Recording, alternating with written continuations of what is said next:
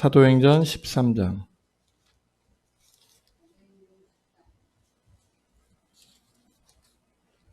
21절에서 23절까지.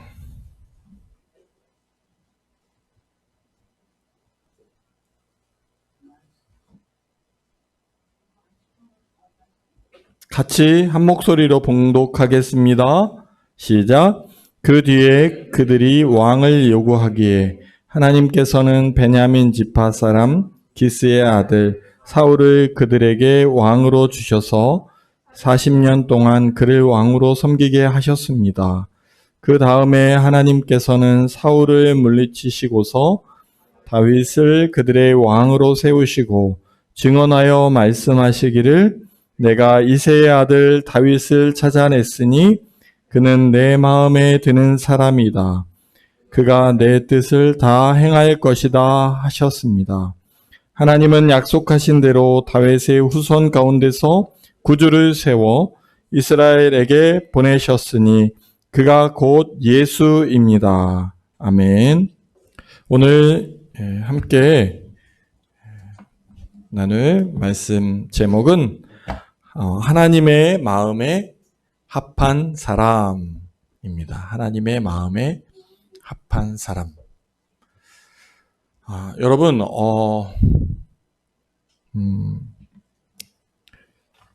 오늘 특별히 사도행전에서는 하나님의 마음에 합한 사람이 어떤 사람이냐에 대해서 말씀을 전하고 있습니다. 우리가 살아가면서 누구의 마음에 든다는 것은 쉬운 일입니까? 어려운 일입니까? 예. 와, 다 아시네요. 남편이 아내에게, 아내가 남편에게 마음에 이렇게 들기가 쉽지 않습니다. 쉽지 않아요. 또 자녀들이 부모님 마음에 이렇게 꼭 이렇게 들기가 쉽지 않습니다. 또 부모들이 자녀들의 마음에 들기가 쉬워요, 안 쉬워요? 쉽지 않습니다. 또 연인들도 마찬가지입니다. 연애를 하더라도 연애할 때는 무슨 호르몬이 나온다 그래요. 호르몬이 나와가지고 별로 안 좋은 건데도 좋게 보이는 거예요. 그리고 내가 가지고 있지 않은 성격 또는 품성 또는 스타일에 더 마음이 끌리게 되어 있습니다. 연애할 땐 그래요. 근데 그 연애 기간이 끝나면 나랑 다른 그 모습 때문에 이제 어떻게 되게 돼요? 결투를 벌이게 됩니다. 싸우게 돼요. 그래서 결혼 생활이 많은 부부들이 이렇게 순탄한 결혼 생활을 하기 어려운 그런 것들이 있습니다. 그러면 나랑 이렇게 잘 맞는 사람, 나랑 비슷한 사람을 만나면 싸우지 않을 수 있잖아요 라고 생각할 수 있는데 그런 사람은 또 싫어요. 싫어요. 나랑 비슷한 사람은 또 싫어. 끌리지가 않아. 끌리지가 않아요.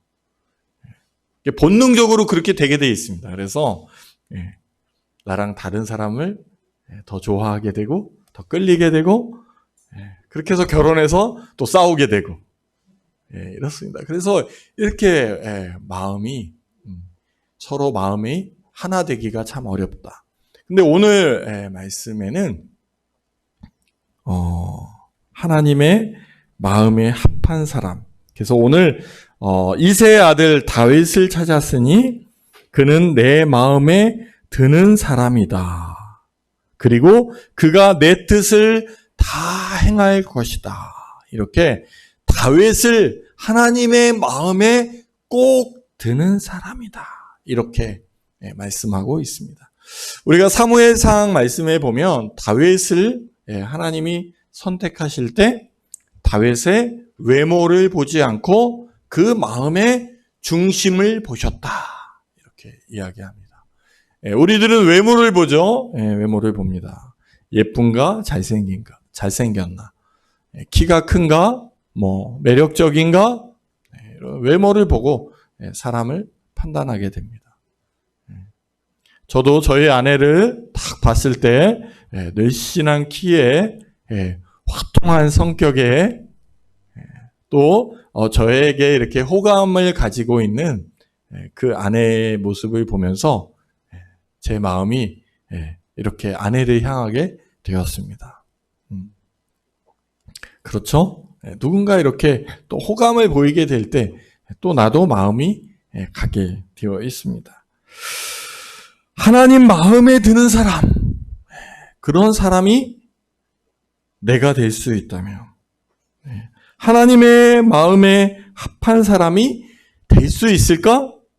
우리는 그런 욕심, 그런 소망을 가져야 합니다. 우리 인간관계에 있어서도, 부부관계에 있어서도 내가 저 사람 상대방의 마음에 맞춰주려고 부단히 노력을 해야 하는 것과 마찬가지입니다. 우리는 먼저 하나님의 마음에 이렇게 합한 사람이 되기 위해서는 예수님을 닮아야 합니다. 예수님은 이 세상에서 가장 하나님 마음에 합한 사람이었습니다. 그래서 우리는 모든 족속으로 제자를 삼아야 합니다. 그리고 예수님의 진실한 제자가 되어야 합니다. 우리가 일상생활에서도 목표가 뚜렷한 사람은 한 3% 정도 된다고 합니다. 3%. 목표가 뚜렷한 사람. 여러분은 삶의 목적, 뚜렷한 사람입니까? 흐릿한 사람입니까? 뚜렷한 사람이에요? 우리의 삶의 목적, 뚜렷한 삶의 목적. 하나님께 영광을 돌리는 삶을 살겠습니다. 1차적으로. 또 여러분들이 꿈꾸고 있는 여러분들의 달란트에 맞는 어떤 장래의 희망. 내가 어떤 사람이 되어서 하나님께 영광을 돌리고 이웃을 섬기는 사람이 되겠습니다.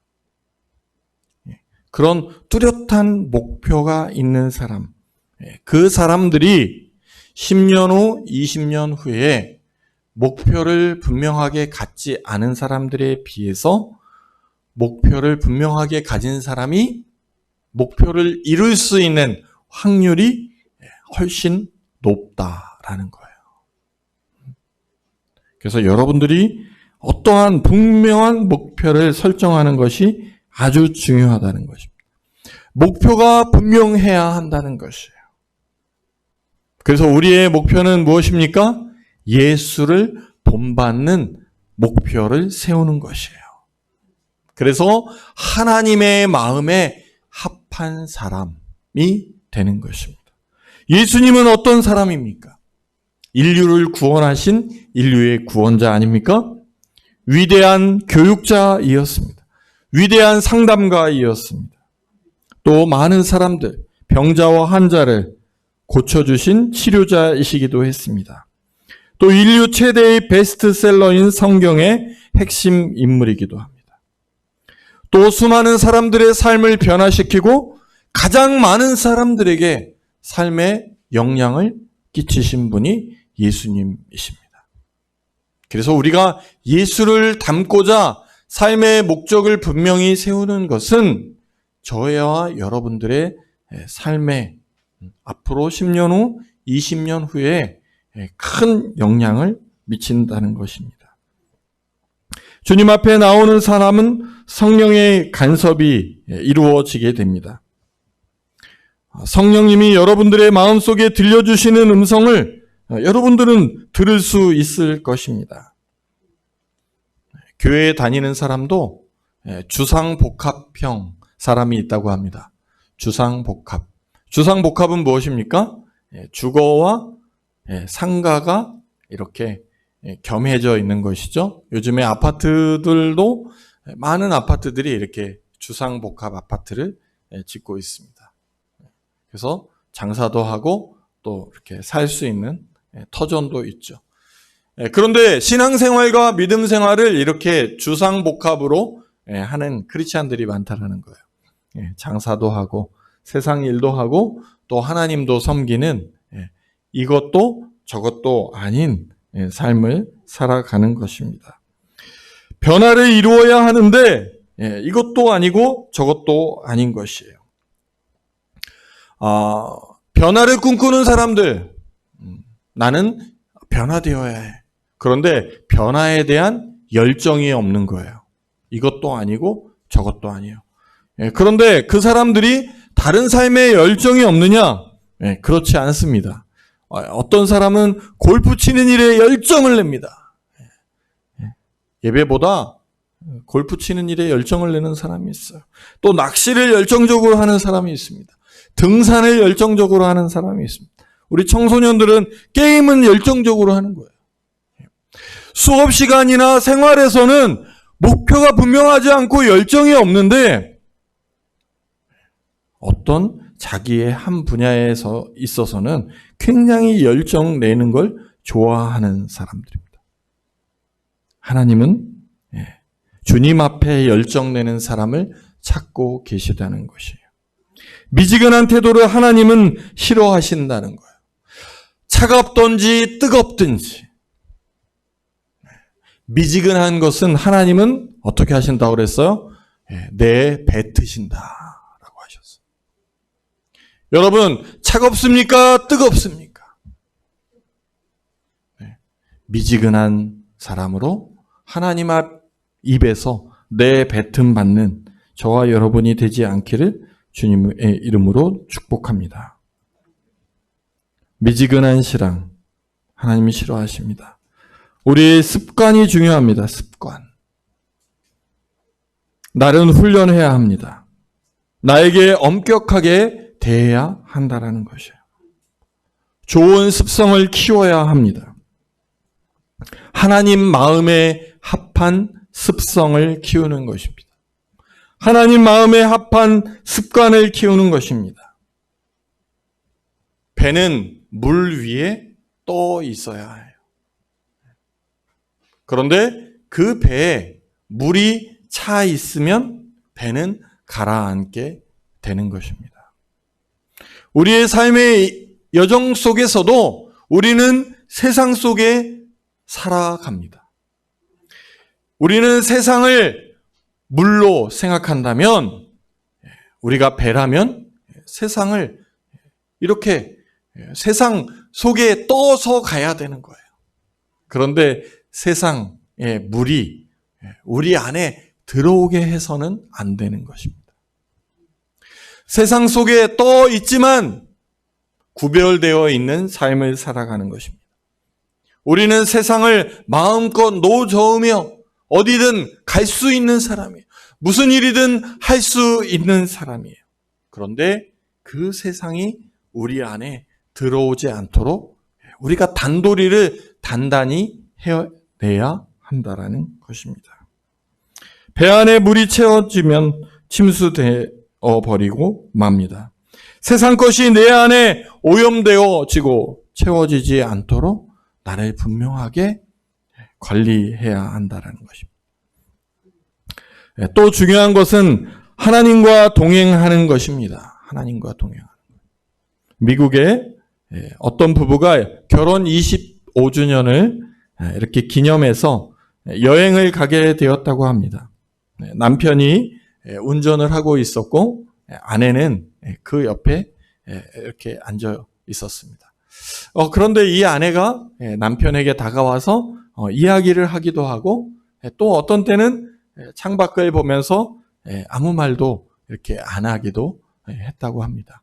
근데 이 아내가 이제 이런 질문을 했다고 해요. 여보, 당신은 나와 이렇게 함께 동행하지 않는다는 생각이 들어요. 남편은 계속 운전을 하고 이 아내와 동행을 하고 있었는데 이 아내의 마음 가운데는 함께 하고 있지 않다라는 생각을 하게 됐다고 합니다. 자, 누가 문제입니까? 누가 문제입니까? 함께 운전을 하고 있는 이 남편의 문제입니까? 이 아내의 마음이 이렇게 왔다 갔다 변화되는 마음입니까? 물론 두 사람의 마음에 다 문제가 있겠죠. 운전을 하지만 아내가 이야기할 때 운전대를 붙잡으면서도 이렇게 좀 네 이렇게 맞장구도 좀 쳐주고 호응을 해야 되는데 딴 생각하고 있는 거죠. 저도 종종 그래서 저희 아내가 얘기하기 싫어요. 얘기하기 싫어요. 뭐 이렇게 좀 대답도 해주고 해야 되는데 나중에 딴 생각했던 거예요. 딴 생각. 계속 이야기하는데. 또 여자도 옆에 와서 이렇게 이야기도 하고 이 사람과 나와 함께 하고 있다. 나와 동행하고 있다. 이렇게 생각하면 되는데 또 창밖을 보면서 이 사람은 전혀 나랑은 관계없는 아니면 딴 생각을 하는 나랑은 잘 맞지 않는 사람이라고 생각하기도 한다라는 것이에요. 우리는 변덕이 심해져. 변덕. 이렇게도 관계가 좋은 것 같기도 하는데 또 의심하기도 하죠. 마찬가지로 하나님과 우리와의 관계도 이 부부 사이처럼 어떤 때는 I love you, 난 당신 없으면 못 살아요. 당신과 결혼하길 너무 잘한 것 같아요. 너무 행복해요. 이렇게도 이야기하지만 또 어떤 때는 마음이 상하면 왼수가 되죠. 왼수가. 천하의 왼수가 되어서 내가 어떻게 이놈과 내가 어떻게 인연과 결혼을 해가지고 내 인생이 꼬일 대로 꼬였어. 이런 생각을 하게 된단 말이에요. 그런데 무엇이 문제입니까? 변덕스러운 내 마음이 문제라는 거예요. 변덕스러운. 우리가 하나님을 향한 우리의 마음도 우리가 이렇게 시시각각 변화돼요? 안 변화돼요? 하나님이 나와 동행하시고 하나님이 나를 사랑하시고 나를 자녀 삼아주시고 하나님이 나를 축복하시고 이런 생각도 들지만 하나님이 계시긴 계신 거예요. 하나님이 계시면 저를 어떻게 이렇게 내버려 두실 수가 있어요. 하나님 이건 아니잖아요. 하나님을 원망하고 하나님을 부인하고 하나님이 나와 함께 하지 않는다 라고 끊임없이 생각하는 우리의 삶을 우리의 모습을 돌이켜보게 됩니다. 여러분, 우리가 이렇게 변덕스러운 행동, 변덕스러운 모습으로 살아가는 것이 아니라 하나님과 다정한 그런 훈련이 필요하다는 거예요. 그것을 우리는 경건의 훈련이다. 경건의 연습이다 라고 이야기합니다. 말씀을 통해서 기도를 통해서 하나님과 계속 대화하는 것이에요. 하나님의 음성에 귀를 기울이는 것이에요. 하나님 말씀하십시오. 하나님 어떻게 해야 합니까? 하나님 이런 상황에서 어떻게 해야 하죠? 내가 어려운 상황 가운데서도 하나님이 나를 그냥 내버려 두시는 것이 아니라 하나님의 계획 가운데 나를 이끌어 가신다는 기대감으로 우리가 하나님의 약속을 기다리는 것이에요. 하나님은 약속하셨습니다. 두려워 말라 내가 너와 함께 함이라. 놀라지 마라 내가 내 하나님이 됨이라. 내가 너를 굳세게 하리라. 내가 너를 도와주리라. 여러분의 삶 가운데, 여러분의 인생 가운데 놀라지 마라. 두려워하지 마라. 내가 너를 굳세게 하리라. 내가 너를 도와주리라. 내가 너와 동행하리라. 지금부터 영원까지 나는 너의 하나님이다. 라고 말씀하시는 주님의 약속, 주님의 뜻, 주님의 계획. 믿고 기다리고 하나님과 함께 가지에 붙어서 내가 하나님과 떨어지지 않겠습니다. 하나님과 동행하겠습니다. 그렇게 하면 어떻게 돼요? 하나님 마음에 합한 사람. 그래, 참 마음에 든다. 여러분, 우리 자녀들이 여러분들 어린 청년들이 많으니까 부모님이 여러분에게 어떻게 해줄 때 가장 마음에 듭니까? 내 마음을 가장 잘 알아주실 때, 그렇죠? 나의 필요를 채워주실 때, 가장 부모님이 이렇게 믿음직하고 내 편이구나라는 생각하실 거예요. 자, 마찬가지로 부모된 저희들도 우리 자녀들이 부모의 마음을 잘 알고 자기 생활에 최선을 다하고 자기 생활에 충실하고 최선을 다하는 그 모습을 보면서 능력이 있고 없고 잘하고 못하고를 떠나서 그 성실함을 보고 참 마음에 든다라고 생각하게 되죠. 하나님도 우리를 보면서 저와 여러분을 보면서 그렇게 생각하실 거예요. 참 마음에 합한 사람. 오늘 다윗을 보면서 하나님께서 말씀하셨던 내 마음에 드는 사람, 그가 내 뜻을 다 행할 사람 찾고 계시다는 거예요.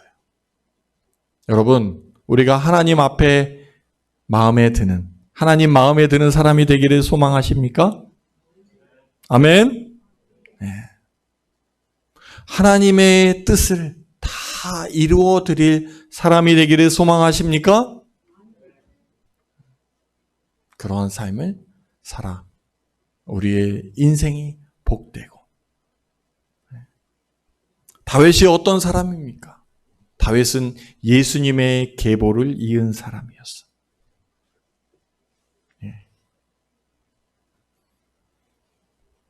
아브라함과 다윗의 자손 예수라. 아브라함과 다윗의 자손 예수라.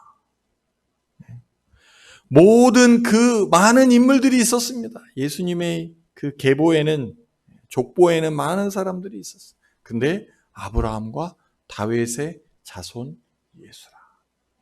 이렇게 예수님의 계보의 대표적인 인물이 된 것이죠.